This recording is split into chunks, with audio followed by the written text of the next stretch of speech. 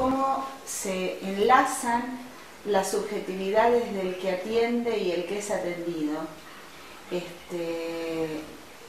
este lazo de cómo interpreta cada uno de ellos y cómo dan y reciben esta información, qué lugar ocupa para cada uno de ellos, y en este sentido cómo se establece o no se establece la comunicación, que es como una de las razones de ser y del encuentro entre un usuario, un ciudadano y alguien que lo atiende, digamos, ¿no?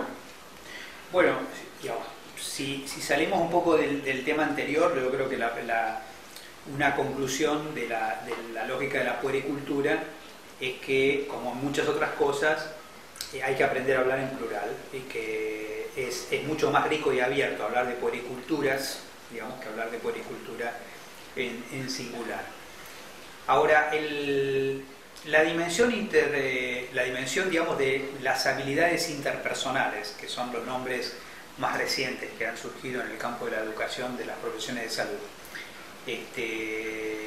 la verdad es que no tienen un origen extremadamente anclado en la preocupación sobre el bienestar de los ciudadanos, digamos, sino que lamentablemente se han puesto de moda, digamos, en términos de formación profesional, porque las investigaciones sobre el juicio de mala praxis, digamos, han indicado que en muchos casos existen importantes fallas en la comunicación. De tal manera que eso ha puesto en el centro de la escena la necesidad de desarrollar en el personal de salud, digamos, habilidades comunicacionales o habilidades para las relaciones interpersonales más adecuadas. A mí me parece que el problema es de otra naturaleza, más complejo, y que tiene que ver con llegar, digamos, a la profundidad del hecho terapéutico. Yo he tenido el privilegio, digamos, de dialogar, de conversar, de interactuar con médicos tradicionales alemanes, específicamente con Kalahuaya, digamos así, ¿no? Y yo no podría, es decir, si vos me pidieras, digamos, que yo definiera que ahí hay una persona con un conjunto de saberes y que esos saberes tienen la potencia, digamos, incluso de competir, digamos, con los saberes de la medicina occidental, la verdad es que no puedo juntar suficiente evidencia sobre eso. Ahora, lo que no tengo la más mínima duda, por haber experimentado la posición terapéutica, es que uno está hablando con un colega. Es decir, cuando uno habla con un médico tradicional, por lo menos un médico tradicional aymara, está hablando con un colega.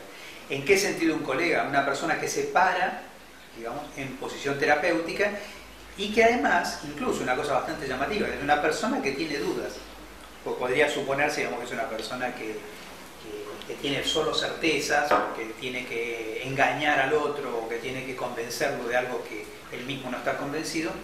Yo he visto otra cosa, he visto preguntas, he visto intercambio, he visto apertura al intercambio, ¿no? Pero lo que principalmente he visto es una actitud terapéutica, una actitud centrada, digamos, en ese rol terapéutico. Entonces, la pregunta, para mí la pregunta central es, hay una enorme diferencia entre saber medicina y ser médico, digamos. En general, la formación médica no se ocupa de ese pasaje, se ocupa, digamos, de garantizar que haya saberes médicos. Ahora, ser médico es una cosa diferente de saber medicina. Y ese ser médico, ese ponerse en el lugar de, digamos, supone toda una traslación que significa, digamos, cierta capacidad de poder resonar con el otro y saber que en realidad uno no instrumenta terapéuticas, uno no aplica terapéuticas, sino que uno mismo es un recurso terapéutico.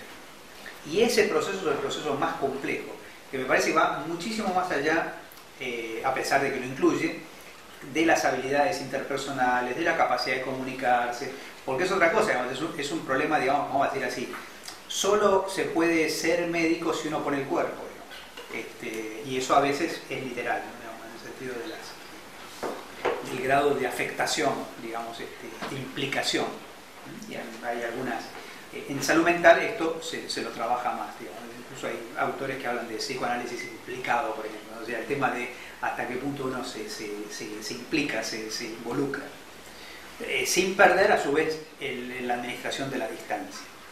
Ahora, eso nos lleva también a otro tema, que es el tema de que, aunque hablemos de una díada, digamos, médico-paciente o médico-ciudadano, ni el médico está solo, digamos, ni los ciudadanos están solos. Entonces, digamos, eso nos lleva medio de la mano a esta dimensión de la intersubjetividad, que comienza, digamos, siendo digamos, que podría comenzar, digamos, a raíz o a partir, digamos, del problema de los vínculos. Los médicos pertenecemos a una corporación, somos parte del equipo de salud, no hacemos cosas independientes de lo que hace el resto de la organización. Muchos están analizando que la calidad no puede ser del profesional que te atiende, sino del servicio de salud como un todo, digamos, ¿no? Hoy ya para calidad no se audita prácticas aisladas, sino se audita instituciones completas. Pero también pasa con los pacientes, digamos, que los pacientes forman parte de una determinada comunidad. Entonces yo solo instrumentalmente puedo verlo como un individuo. Eso, digamos, puede perfectamente significar que hay que ir más allá del individuo, digamos, como para poder pensar que un paciente, digamos, puede ser portador de algo que es emergente de lo que le está pasando en una comunidad. Cuando yo estoy en una comunidad y veo un chico desnutrido, digamos, no pienso que hay un chico desnutrido solamente, digamos. Digo, como un chico puede llegar a ser, sobre todo en la primera edad, en la primera infancia, digamos, puede ser un emergente. Cada vez que veo un chico desnutrido, pienso en una familia desnutrida, pienso en una comunidad desnutrida, por la forma y los vínculos que hay allí. No solamente nosotros pensamos en términos de comunidad, digamos, sino que es muy curioso el tema de cómo quizá lo más difícil en términos de interculturalidad es cuando uno avanza sobre el campo de la salud mental. Y en el campo de la salud mental aparecen situaciones muy interesantes, digamos, ¿no? Por un lado, para mí es muy interesante trabajar con... yo he vivido o he conocido, digamos, el dramático caso de la depresión, y la depresión incluso entrando en la situación de melancolía, que es quizá una de las cosas más dramáticas que uno puede ver, digamos, en términos de enfermedad mental, ¿no? o de padecimiento psíquico.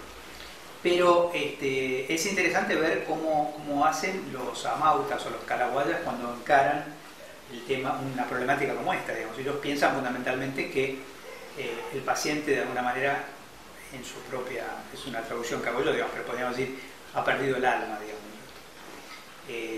Uno podría decir esto es una cosa, digamos, ya poco científica, pero nosotros habitualmente hablamos de personas desalmadas, digamos, así que, digamos, este concepto no debe ser original solamente de esta concepción. Como la medicina tradicional aymara considera que toda enfermedad es un desequilibrio, digamos, entre el cuerpo, digamos, la persona considera que, digamos, la tierra no nos pertenece, nosotros pertenecemos a la tierra, y que si estamos enfermos algo se ha desarmonizado, o con el ambiente, digamos, o con la sociedad, lo cual a su vez tampoco son dos cosas distintas, digamos. Entonces la idea es que hay que restituir algo, y en esa restitución, digamos, se organizan ceremonias. En términos occidentales, solo para entenderlo, uno diría ceremonias tan complejas como un casamiento, digamos, que viene a ser una ceremonia terapéutica, pero donde incluso parientes que viven en Europa, digamos, o en Argentina, digamos, vuelven a Bolivia, digamos, para esta ceremonia, porque es una ceremonia importantísima, digamos. Alguien se vuelve un hecho social. Y ese hecho social significa luego, en la práctica, digamos, casi literalmente, vamos a decir así, la curación en una sesión.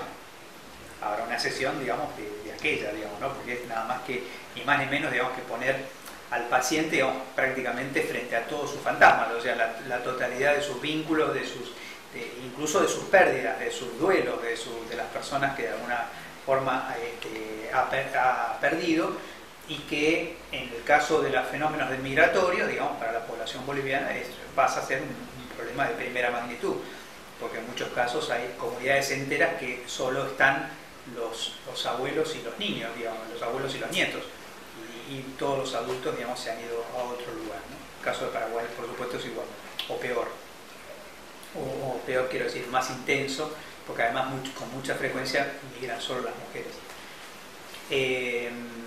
Bueno, frente a esa situación uno se pregunta de vuelta qué cosa es la comunidad, ¿no? Y de qué manera la palabra comunidad, digamos, entra en circulación en las prácticas cotidianas, y entonces uno puede ser más modesto en pensar, digamos, que uno puede opinar sobre lo que le pasa a una comunidad, digamos, con el simple instrumento, con el pequeño observatorio que puede significar un consultorio, que por supuesto puede atrapar, digamos, momentos dramáticos de la historia de una comunidad a través de personas, pero que evidentemente, digamos, todo lo que pasa antes y después es comunitario. En Escobar, digamos, tuvimos la experiencia de conversar sobre este tema, y una farmacéutica nos contaba, digamos, que la población boliviana, digamos, que se atiende una persona, pero vienen 10, digamos, al terminar la consulta, digamos, llegaban a la farmacia, llegaban todos, y que al principio la farmacéutica se enojaba porque empezaba a tratar de ver, digamos, a quién le tenía que hablar, o sea, pero ¿quién es el paciente aquí, digamos? Hasta que en un momento dado hizo un clic y dijo, no, esto es, o sea, si vienen juntos, por algo vienen juntos, digamos. Entonces empezó a cambiar su forma de comunicar, y sentía, ella lo contaba en estos términos, sentía que cada vez que daba una clase,